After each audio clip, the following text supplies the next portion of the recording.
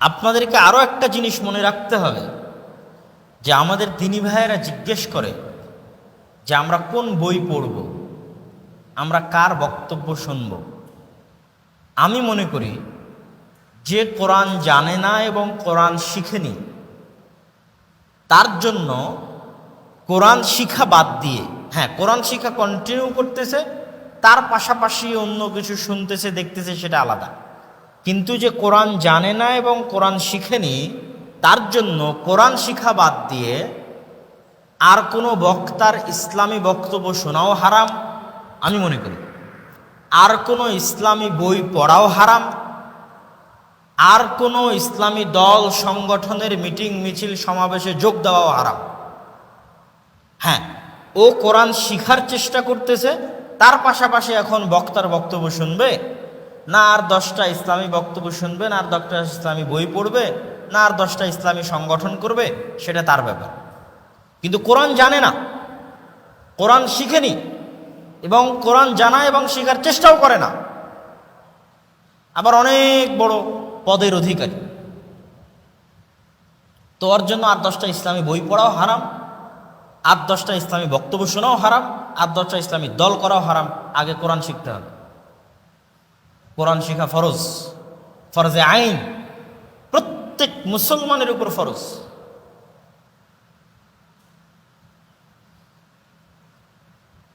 এবং আপনি যদি কোরআন না শিখেন এবং কোরআন না জানেন তাহলে কি হবে জানেন? তাহলে হবে এটা যে কোরআন যে আল্লাহর কিতাব এটা আপনি বিশ্বাসই করেন না। যে কোরআন জানে না, শিখে না এবং কোরআন জানা এবং শিখার চেষ্টা করে না, সে আসলে বিশ্বাসই করে না যে কোরআন কার কিতাব। সে বিশ্বাসই করে না যে কোরআন আল্লাহ সুবহানাহু ওয়া তাআলার কিতাব এবং আল্লাহ সুবহানাহু ওয়া তাআলার পক্ষ থেকে অবতীর্ণ হয়েছে, এটা সে বিশ্বাসই করে না। সম্মানিত উপস্থিতি,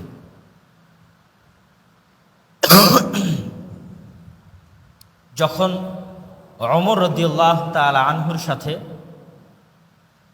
মাধ্যমে বাইতুল মুকাদ্দাস বিজয় হয় তথা মুসলমানেরা ফিলিস্তিনের বাইতুল মুকাদ্দাস বিজয় করে, জয়লাভ করে, তখন মুসলমানেরা 1 মাস জেরুজালেম শহর ঘিরে রেখেছিল।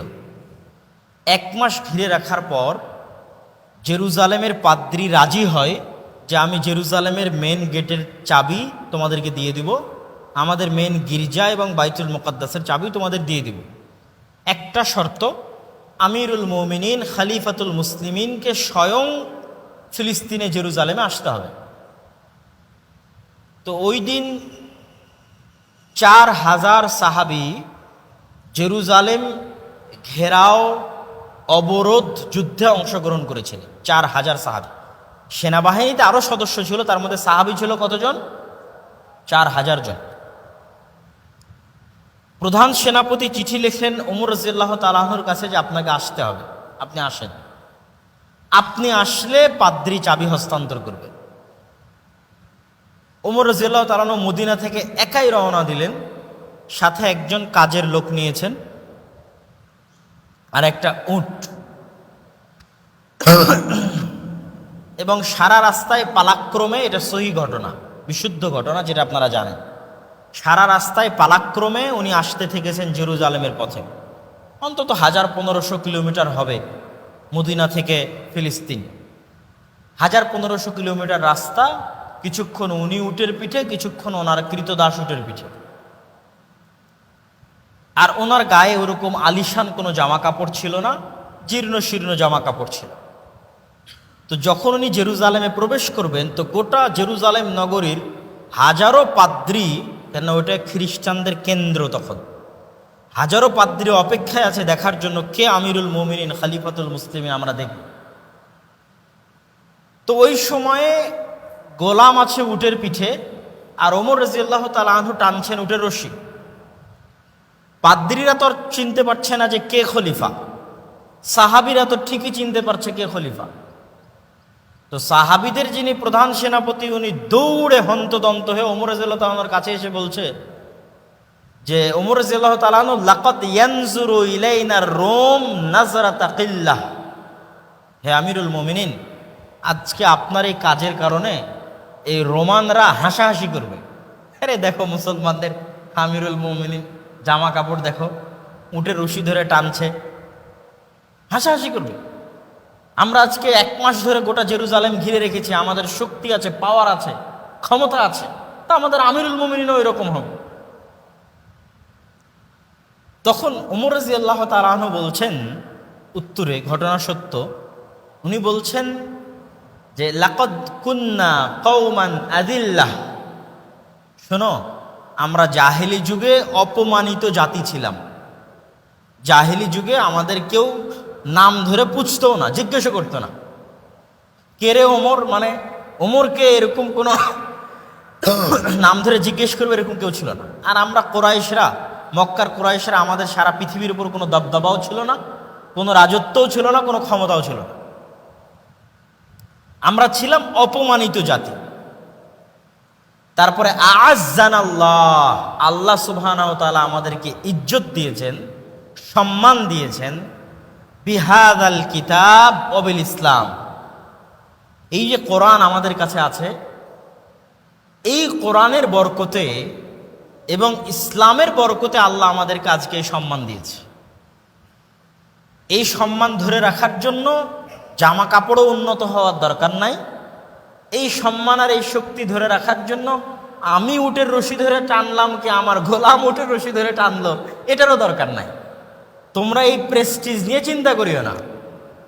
তোমরা যতদিন এই কিতাবকে মূল্যায়ন করবে, তোমাদের মধ্যে যতদিন ইসলাম থাকবে, তোমাদের শক্তি দিন দিন বাড়তেই থাকবে। তাতে তোমাদের গায়ে কি থাকলো আর তোমাদের উটের কি থাকলো, আর তোমরা উটের রশি ধরে টানলা কি উঠে বসে থাকলে, এটা দেখে লাভ নাই। তো আমি আমিরুল মোমিনিন খলিফাতুল মুসলিমিন আজকে জেরুজালেম বিজয় করতে এসেছি, এই শক্তি, এই সম্মান আল্লাহ দিয়েছে এই কিতাবকে মূল্যায়ন করার বরকতে। তো আমরা আজকে সারা পৃথিবীতে অত্যাচারিত, নির্যাতিত, মাজলুম কেন? আমাদের বাড়িতে, আমাদের ঘরে, আমাদের সমাজে কোরআন হয়ে গেছে কিতাব মাহজুরা, পরিত্যক্ত কিতাব। কেউ খুলেও দেখে না, কেউ পড়েও না। আপনি নিজেকে জিজ্ঞেস করেন, আপনি সর্বশেষ কতদিন আগে কোরআন পড়েছেন? সর্বশেষ কতদিন হলো আপনি কোরআন হাতে নিয়েছেন এবং কোরআন পড়েছেন? অথচ একটা হিন্দুও যদি হয়, তোর দোকান খুলে আগে একটু গীতা, তারপরে ওই যে ওরা হচ্ছে পড়ে, দোকান খোলার পরে হনুমানজির পূজা করে সর্বপ্রথম। হর সংকট আসানকারী এরকম কি একটা ওদের আছে, ভুলে গেছি আমি। তো ওইটা পড়ার মাধ্যমে ওরা ওদের দোকান উদ্বোধন করে প্রতিদিন। প্রতি হিন্দুকে আপনি দেখবেন, বানারস শহরে দেখেছি যে ওদের দোকান উদ্বোধন করার পরে আগে হনুমানজির উদ্দেশ্যে গীতা থেকে কিছু পড়বে, তারপরে ওদের দোকান শুরু করবে। অথচ ফাও, ভুয়া, মিথ্যা। আর আমাদের কাছে আসে সত্য, অথেন্টিক, আল্লাহর পক্ষ থেকে আসা, স্বয়ং আল্লাহর বাণী, পৃথিবীর সর্বশ্রেষ্ঠ কিতাব, পৃথিবীর সবচেয়ে নির্ভুল কিতাব আল্লাহ আমাদের কাছে দিয়েছে। কিন্তু আমরা এই নিয়ামতকে অবমূল্যায়ন করছি। একটা জিনিস জেনে রাখবেন, আমরা যদি এই নিয়ামতকে অবমূল্যায়ন করি তো আল্লাহ আর একটা জাতি সৃষ্টি করবে যারা এই নিয়ামতকে মূল্যায়ন করবে। আমার এবং আপনার কারণে ইসলামের অগ্রযাত্রা থেমে থাকবে না, কিন্তু আমাদের অবস্থা হবে নির্যাতিত, মাজলুম, এবং আমরা ধ্বংস হয়ে যাব। আর একটা জাতি আল্লাহ বানাবে যারা কোরআনকে মূল্যায়ন করবে। অতএব আজকে আমি আমার বক্তব্যের শেষের দিকে চলে আসি। আমার বক্তব্যের মৌলিক আলোচনা এবং দাবি আপনাদের কাছে ছিল, প্রত্যেক মসজিদে মক্তব প্রতিষ্ঠা করতে হবে। মক্তবে ছাত্রছাত্রীর সংখ্যা বাড়ানোর জন্য যুবক সমাজকে দায়িত্ব নিতে হবে। মক্তবে ছাত্রছাত্রীর সংখ্যা বাড়ানোর জন্য অভিভাবকদের মধ্যে সচেতনতা তৈরি করতে হবে। প্রত্যেক মুসলমানের সন্তানকে মাস্ট কোরআন শিখতেই হবে। কোরআনের শিক্ষা গ্রহণ না করে পৃথিবী থেকে বিদায় নেওয়া যাবে না, মৃত্যুবরণ করা যাবে না। নিজের মুসলমানিত্বের পরিচয় ধরে রাখার জন্য কোরআন শিখতে হবে। এবং মক্তব পরিচালনার জন্য ভিক্ষা করার দরকার হলে ভিক্ষা করতে হবে। এবং মনে রাখতে হবে যে মসজিদে টাইলস লাগানোর চাইতে, এসি লাগানোর চাইতে একটা মক্তব চালানোতে যদি আমি পরিশ্রম করি, ব্যয় করি, তার চেয়ে বেশি নেকি পাবো। মসজিদ যদি ভাঙ্গাচোরাও থাকে, জীর্ণ শীর্ণও থাকে, টিনেরও থাকে, তো ওই মসজিদ একটা টিনের মসজিদ, এখন এই টিনের মসজিদ পাকা করলে বেশি নেকি হবে, না ওই মসজিদে মক্তব চালানোর ব্যবস্থা করলে বেশি নেকি হবে? তো মক্তব চালানোর ব্যবস্থা করলে বেশি নেকি হবে। ওই মসজিদের মুসলমানের সন্তানদের জন্য কোরআন ধরতে পারলে পুরস্কারের ঘোষণা দিলে এবং সেটার জন্য সমাজের লোকের কাছে টাকা উত্তোলন করলে বেশি নেকি হবে। একটা মুসলমানের সন্তানকে কোরআনের একটা অক্ষর শিখাতে পারলে ওই মসজিদ পাকা করার চাইতে বেশি নেকি হবে। হ্যাঁ, আপনার মসজিদে মক্তব পরিপূর্ণ চলতেছে, গ্রামের সকল সন্তান 100% না হলেও 90% মক্তবে এসে কোরআন শিখতেছে, তাদের জন্য পর্যাপ্ত পরিমাণ পুরস্কারের ব্যবস্থা আছে, ইমাম সাহেবের পর্যাপ্ত হাদিয়ার ব্যবস্থা আছে, তখন এবার আপনি মসজিদে টাইলস লাগাবেন কি এসি লাগাবেন সেটা আপনার ব্যাপার। কিন্তু মসজিদে মক্তব চলে না, মসজিদে মক্তব বন্ধ, চলমান থাকলেও ছাত্রছাত্রী আসে না, ছাত্রছাত্রীদের পুরস্কারের ব্যবস্থা নাই, মক্তবকে প্রতিষ্ঠান হিসেবে গণ্য করা হয় না, দাম দেওয়া হয় না, ইমাম সাহেব পড়ালে পড়ালো, না পড়ালে না পড়ালো, ছাত্রছাত্রী আসলে আসলো, না আসলে না আসলো। এমতো অবস্থায় আপনি মসজিদের উন্নয়ন করবেন, আপনি মসজিদে টাইলস লাগাবেন, দেওয়াল দিবেন, ছাদ দিবেন, এসি লাগাবেন, তাহলে আপনি মসজিদের মূল্য বুঝেন না, মসজিদের উপযুক্ত দায়িত্বশীল আপনি নন। রাসূলুল্লাহ সাল্লাল্লাহু আলাইহি ওয়াসাল্লামের মসজিদ শুধু সালাতের জায়গা ছিল না, সাহাবীদের কোরআন শিখারও জায়গা ছিল, সাহাবীদের হাদিস শিখারও জায়গা ছিল। এটা ইসলামের শাখা অফিস। আমি বলেছি মসজিদ হচ্ছে ইসলামের শাখা অফিস, তথা ইসলামের সকল কিছু যা যা বাস্তবায়ন করা সম্ভব তা মসজিদ থেকে বাস্তবায়ন হতে হবে। তার মধ্যে একটা হচ্ছে কোরআনের শিক্ষা। সম্মানিত উপস্থিতি, আমি আজকে আপনাদের কাছে আসছি আমানত পৌঁছে দিতে। আমি আমার ছোট্ট জ্ঞান গবেষণা যা গত 25-30 বছরে জ্ঞান অর্জন করে শিখেছি, সেটার দিয়ে আমি এটা বুঝেছি যে সবচেয়ে বড় দাওয়াতি কাজ কোরআন শেখানো। কথা মনে হয় বুঝতে পারেননি। আমি এটা বুঝেছি যে মুসলিম উম্মাহ বা বাংলাদেশের এখন সবচেয়ে বড় বিপদ হচ্ছে বাংলাদেশের মসজিদ থেকে মক্তব উঠে যাচ্ছে, বাংলাদেশে মুসলমানের সন্তানেরা কোরআন জানে না। এটা যখন বুঝতে পেরেছি তখন আমি এটাই বুঝেছি যে সবচেয়ে বড় দাওয়াতি কাজ এটাই, কেমনে মুসলমানের সন্তানকে কোরআন শেখানো যায়। তখন এটা আমার কাছে আমানত যে আমি এটা মানুষের কাছে পৌঁছে দেব। আমাকে মানুষ জালসার জন্য ডাকে না তা নয়, ডাকে। জালসায় গেলে মানুষ 15-20 হাজার টাকা হাদিয়াও দিবে, গাড়ি ভাড়াও দিবে, তেল খরচও দিবে, ভালো ভালো খাবারের ব্যবস্থাও করবে। কিন্তু জালসায় না গিয়ে নিজ খরচে এরকম মসজিদে মসজিদে যাওয়ার পিছনে একটাই কারণ, আমি আমার এই আমানত আপনাদের কাছে পৌঁছে দিয়ে গেলাম। এখন আমানত আপনাদের হাতে।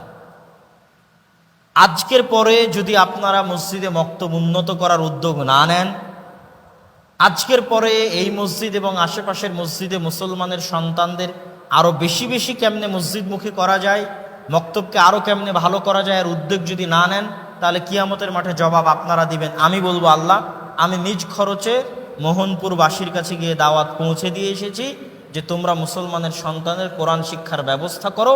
এটাই সবচেয়ে বড় দায়িত্ব, এটাই সবচেয়ে বড় দাওয়াতি কাজ, এটাই সবচেয়ে বড় সংগঠন, এটাই সবচেয়ে বড় জালসা, এটাই সবচেয়ে বড় সম্মেলন।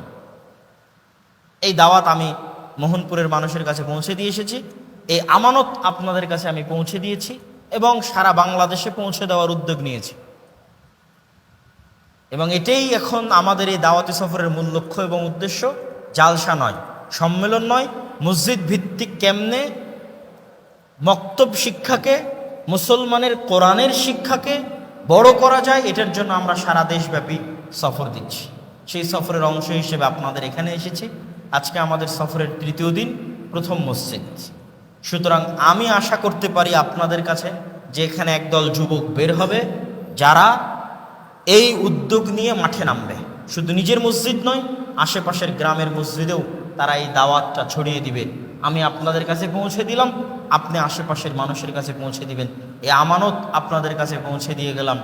মাইকের আওয়াজ যতদূর পর্যন্ত যাচ্ছে, গ্রামের মা এবং বোনেরা যতদূর পর্যন্ত শুনতেছে, গ্রামের মানুষেরা যতদূর পর্যন্ত শুনতেছে, তাদের সকলের কাছে আমার পক্ষ থেকে আমি নিজে এসে আপনাদের কাছে আমানত পৌঁছে দিয়ে গেলাম।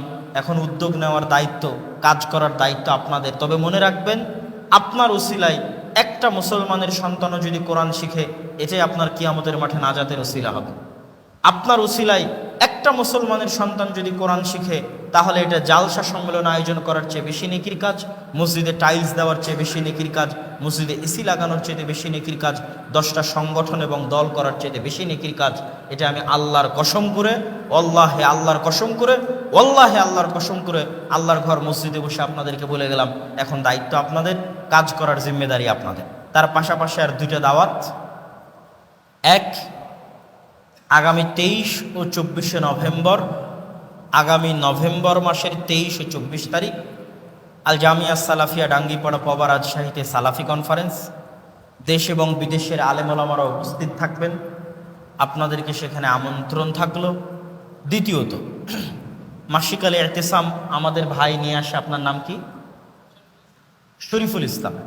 আমাদের শরীফুল ইসলাম ভাই মাসিক আলী এতেসাম নিয়ে আসে। অনেক পরিশ্রম করে প্রতি মাসে আমরা পত্রিকাটা বের করি। শুধু দেশের শীর্ষস্থানীয় আলেম নয়, ভারতেরও শীর্ষস্থানীয় আলেম এই পত্রিকার সাথে জড়িত থাকেন। আমাদের জামিয়া সালাফিয়া ডাঙ্গিপাড়াতে বানারস জামিয়া সালাফিয়ার শিক্ষকগণ এখানে শিক্ষা দেন। আমরা বানারস জামিয়া সালাফিয়ার শিক্ষকদের এখানে নিয়ে এসেছি। 70-80 হাজার টাকা তাদের বেতন দেওয়া হয়। বাংলাদেশের বিশ্ববিদ্যালয়েও